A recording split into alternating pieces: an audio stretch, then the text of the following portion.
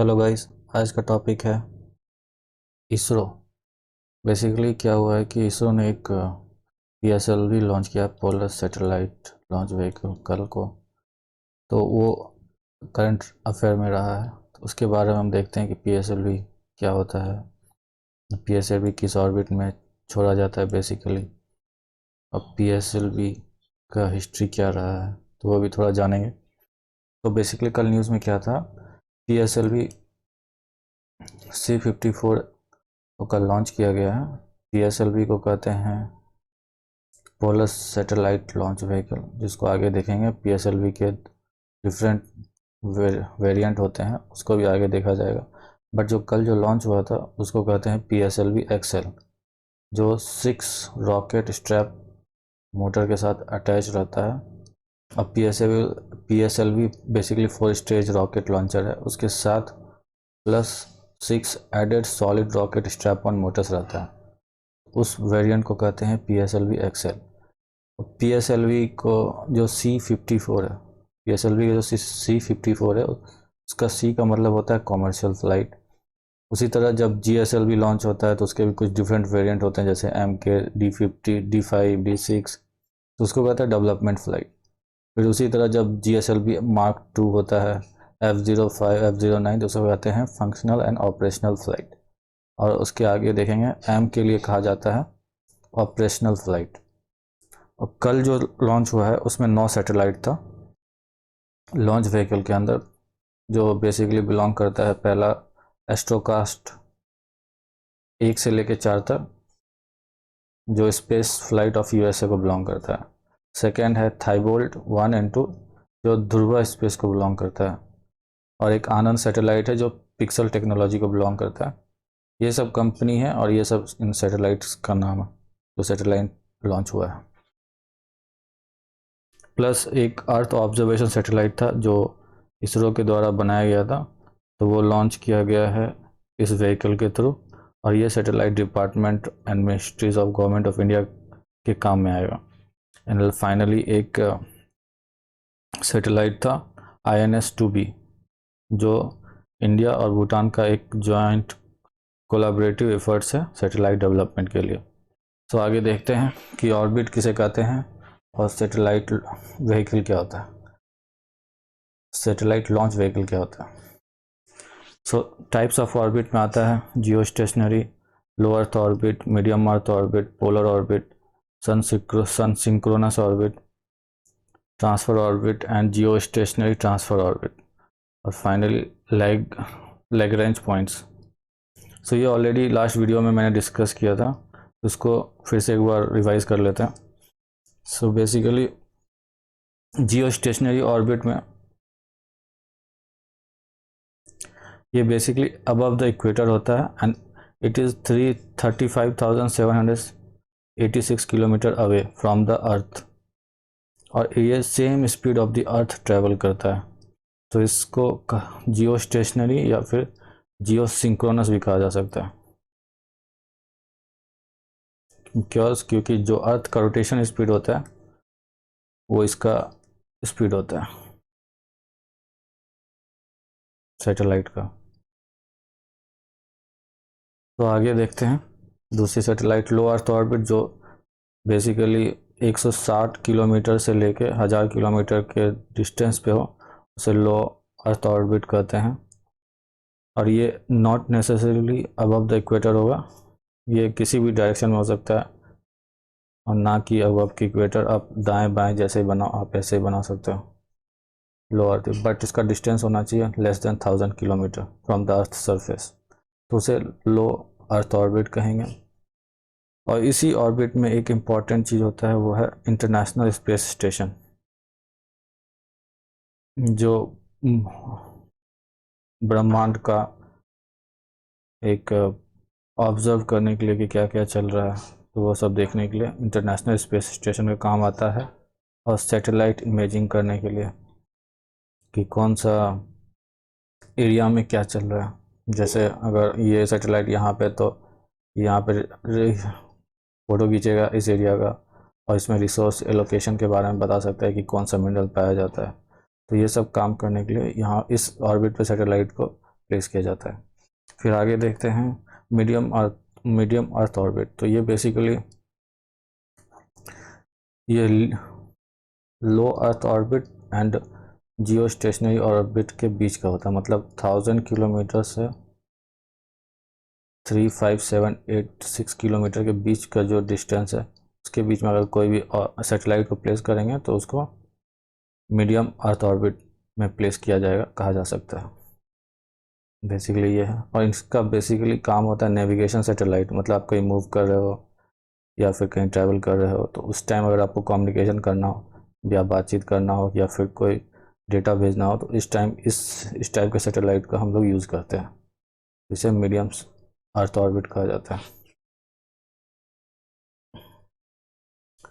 फिर आता है पोलर ऑर्बिट, जो नॉर्थ टू साउथ घूमता है। अगर इस पे सैटेलाइट रखा जाए तो यह नॉर्थ टू साउथ डायरेक्शन में घूमेगी, तो इसे कहेंगे polar earth orbit. And sun synchronous orbit basically होता है कि जहाँ पे सनलाइट पड़ेगी तो वहाँ का इमेज लेना होगा। जैसे अगर हम यहाँ पे कोई भी सैटेलाइट प्लेस करेंगे तो उसके तो ये फ़ोटो ही लेगी यहाँ की, तो इस एरिया पे, और इसी पे सन का लाइट भी पड़ेगा। फिर अगर बाद में सनलाइट यहाँ पे पड़ता है तो सैटेलाइट हमारा यहाँ आ जाएगा। सो ऑर्बिट हमारा रहेगा यही, पोलर ऑर्बिट ही रहेगा। तो बेसिकली पोलर ऑर्बिट में इसलिए डाला जाता है क्योंकि अर्थ ऐसे रोटेट कर रहा होता है और हमारा सैटेलाइट ऐसे आ रहा होता है, तो हमारा ये बेसिकली एरिया भी कवर्ड हो जाता है सैटेलाइट के थ्रू, मतलब बड़ा एरिया मिल जाएगा। अगर यहाँ आएगा तो अर्थ ऐसे घूमेगा तो हमें ये पूरा एरिया मिल जाएगा। तो मोस्टली सन सिंक्रोनस ऑर्बिट जो होता है वो पोलर ऑर्बिट में ही प्लेस किया जाता है। सॉरी, सैटेलाइट जो होता है सन सिंक्रोनस, अगर कोई भी सैटेलाइट को सन सिंक्रोनस ऑर्बिट में प्लेस करना है तो उसको पोलर पाथ में ही फॉलो करवाना होगा, पोलर ऑर्बिट में ही फॉलो करवाना होगा। तो बेसिकली वही दिया हुआ लिखा हुआ है, pass the earth from north to south rather than west to east.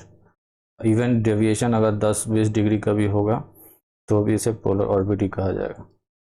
Not exactly अर्थ का नॉर्थ साउथ पोल, बट अगर थोड़ा डेविएट भी कर जाए तो भी इसे पोलर ऑर्बिट भी कहा जा सकता है। सन सिंक्रोनस ऑर्बिट का तो बता ही दिया कि बेसिकली ये पोलर ऑर्बिट ही होता है। A satellite in SSO traveling over the polar region are synchronous with the sun, मतलब अगर जहाँ सन का लाइट पड़ेगा वहीं पे वो सैटेलाइट होगी।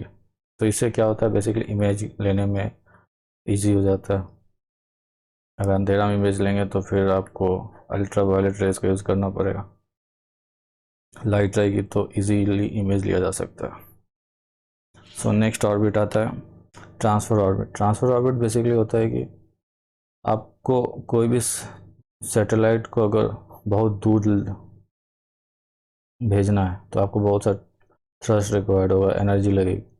बट अगर उतना थ्रस्ट आप यूज़ नहीं करके बेसिकली आप उसको कोई एक सब ऑर्बिट में भेज दें, दैट इज़ दिस वन, और फिर वो सैटेलाइट इस ऑर्बिट में जाते ही विथ सम एनर्जी इस ऑर्बिट में आ जाए, तो आपको ज़्यादा मेहनत करने की ज़रूरत नहीं है। आपको सिर्फ यहाँ से यहाँ पहुँचाना है और यहाँ पे थोड़ा सा थ्रस्ट देना ताकि ये इस ऑर्बिट में आ जाए। तो इससे कम एनर्जी के थ्रू आप बड़े डिस्टेंस कवर कर सकते हैं या फिर अपना रिक्वायर्ड ऑर्बिट में सैटेलाइट को डाल सकते हैं। और ये यहाँ पे जो भी सैटेलाइट आती है बेसिकली हमारा कम्युनिकेशन सैटेलाइट होती है, कम्युनिकेशन में हेल्प करती है। तो उस टाइप का सैटेलाइट अगर आपको भेजना है तो वो थोड़ा सा भारी भरकम सैटेलाइट होता है, तो कम एनर्जी के थ्रू भी आप इसे सैटेलाइट में डाल सकते हैं।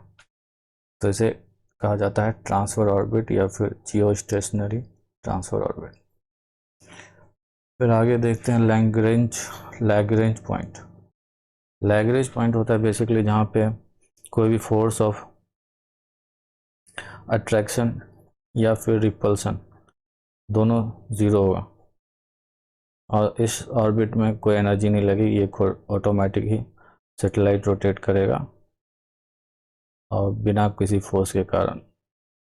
सो इसमें एनर्जी सेविंग में बहुत ज़्यादा फ़ायदा होता है। So basically Lagrange points are the position in space where gravitational forces of the two bodies like Sun and Earth produce enhance the region of attraction and repulsion.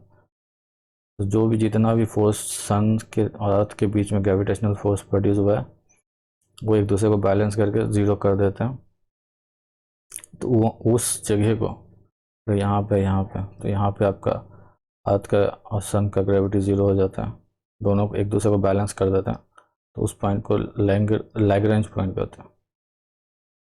This can be used by spacecraft to reduce the fuel consumption needed to remain in the position. तो आपको वहाँ energy नहीं लगेगी, वो खुद move करने लगेगा।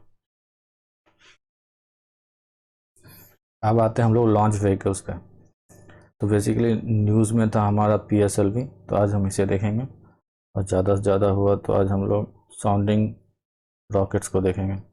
अभी स्मॉल सैटेलाइट लॉन्च व्हीकल्स अभी ये लॉन्च तो हुआ है बट सक्सेसफुल अभी तो एक भी लॉन्च नहीं हुआ है। तो इसको जब सक्सेसफुल हो जाएगा तो उस टाइम इसके बारे में डिस्कस किया जाएगा, बट आज डीपली डिस्कस करेंगे पोलर सैटेलाइट लॉन्च व्हीकल को।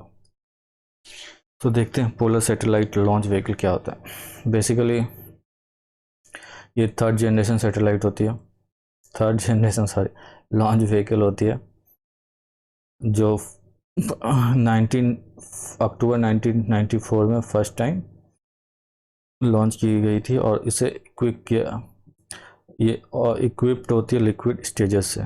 सो देखेंगे कितने स्टेजेस होते हैं और देखेंगे यही है 4 स्टेजेस होती हैं इसके। पहला होता है solid rocket motor with 6 strap boosters on it, जिसको कहते हैं PSLV XL वेरिएंट है PSLV का। तो ये पहला स्टेज होता है। फिर सेकंड स्टेज में देखेंगे तो यहाँ पे आपको लिक्विड स्टेज दिखेगा, अर्थ स्टोरेबल लिक्विड रॉकेट इंजन, जिस इंजन को कहा जाता है विकास इंजन, जो डेवलप किया गया था लिक्विड प्रोपल्सन सिस्टम सेंटर के द्वारा। थर्ड स्टेज फिर आपका सॉलिड मोटर है, एंड फोर्थ स्टेज जाके फिर आपका लिक्विड है, 2 लिक्विड स्टोरेबल इंजन्स। तो अब देखते हैं कि इसके वेरिएशन क्या क्या है। आपको उसको 4 टाइप के वेरिएंट्स मिलेंगे। पहला तो बताया एक्सेल, जिसके 6 स्ट्रैप बूस्टर लगे होते हैं। फिर आप देखेंगे कि QL के 4 होते हैं, 4 स्ट्रैप बूस्टर, वो PSLV के वेरिएंट है। फिर DL वेरिएंट के 2 बूस्टर होता है, CM में कोई बूस्टर नहीं होता, ये बेसिकली कोर PSLV होता है। स्ट्रैप बूस्टर बेसिकली होता है rockets motor that are mounted around the first stage of the launch vehicle to provide extra thrust to lift off during the first few minutes. जब rocket को छोड़ा जाता है उस टाइम ज़्यादा एनर्जी, अगर वेट ज़्यादा हो तो ज़्यादा एनर्जी लगती है व्हीकल को उठाने के लिए, तो उस टाइम बूस्टर लगाया जाता है। तो उस बूस्टर को ये आप देख रहे हो, ये सब बूस्टर है, ये बूस्टर लगा के इसको ज़्यादा थ्रस्ट दिया जाता है। तो ये इनिशियल स्टेज पे होता है। तो जितना बूस्टर लगाओगे उतना ज़्यादा थ्रस्ट मिलेगा, उतना ज़्यादा लिफ्ट कर सकते हैं। तो अभी रिसेंट जो होता है एक्सेल, जो अभी जो एक्सेल वेरिएंट वाला है ये, तो उसमें 6 बूस्टर लगा रहता है, तो ये ज़्यादा वेट उठा सकता है। और ये किस किस ऑर्बिट में भेज सकते हैं, वो है पहला सन सिंक्रोनस।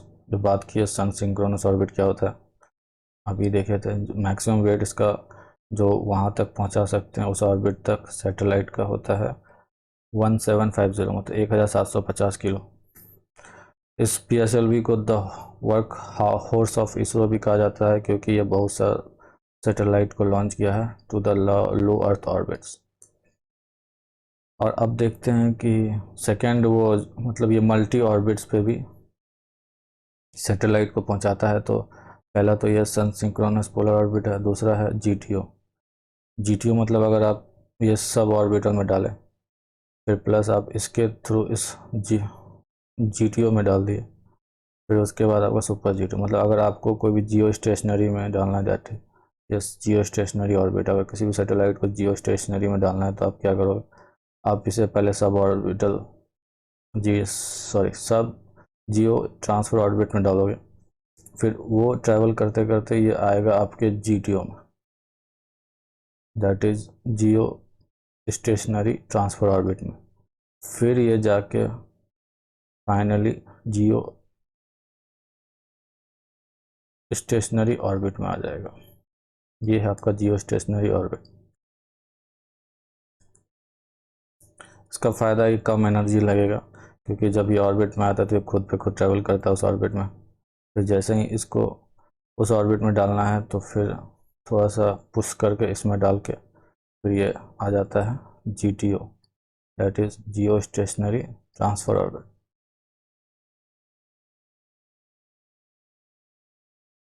ट्रांसफ़र ऑर्बिट, उससे पहले आपको होता है सब GTO। तो आपको PSLV इस लॉन्च में हेल्प, मतलब PSLV के थ्रू आप इस लॉन्च में डाल सकते हैं। सो बेसिकली ये PSLV has been used to launch various satellite into geostationary and geosynchronous orbit, and the satellites are like RNS, यही कम्युनिकेशन सैटेलाइट होता है।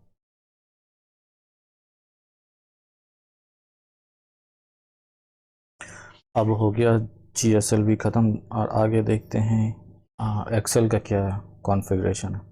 बेसिकली एक्सेल जो एक वेरिएंट है PSLV का, उसका मैक्सिमम वेट होता है 320 टन, ओवरऑल हाइट होता है 44.4 मीटर एंड डायमीटर होता है 2.8। ये भी लाइक PSLV कॉमन PSLV की तरह 4 स्टेज होता है, और ये कैपेबल होता है to launch multiple orbit satellites, मतलब multiple satellite to multiple orbit launch करने के लिए कैपेबल होता है, multiple satellite to multiple orbit.